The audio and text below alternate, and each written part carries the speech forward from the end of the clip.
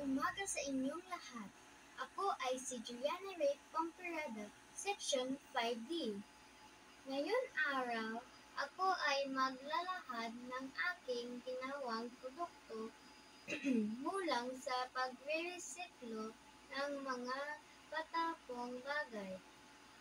Isa-isahin ko rin sa inyo ang mga katangian ng materyales na aking ginagamit kung paano nabuo ito. Ang pagre-resiklo ay isang mahalagang gawain para mabawasan ang mga basura sa ating mundo. Kaya tara na magsimula na tayo.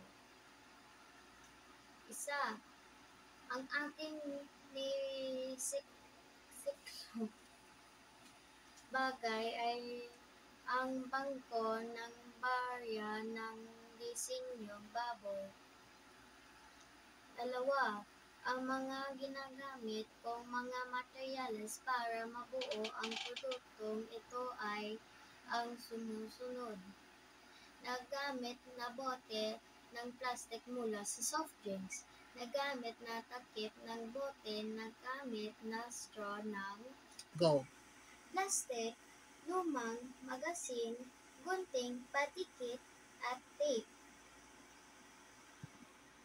Tatlo, ang mga katangian ng bawat materyales na aking ginagamit ay ang mga sumusunod. Nagamit na bote ng plastic mula sa soft drinks. Nababaluktot, hindi tinatablan ng tubig, at hindi nabubulok. Nagamit na takip ng bote. Matigas, hindi tinatablan ng tubig, matibay, at hindi nabubulok. Nagamit na straw ng plastic. Nababaluktot, hindi tinatablan ng tubig, at hindi nabubulok. Lumang magasin.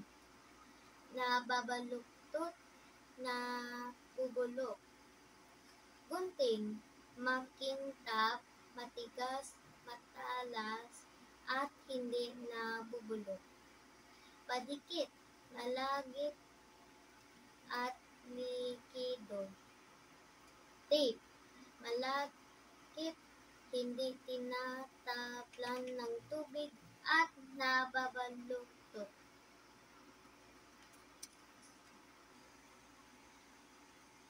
Mahalaga ang pagre-resiklo dahil ito ay nakapagbabawas sa mga basura na tatapon kung saan-saan lamang.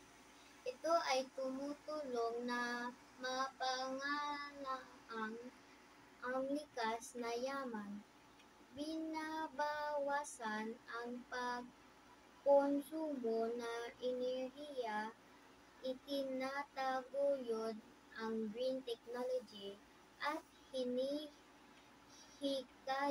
ang mga sustainable na kasanayan.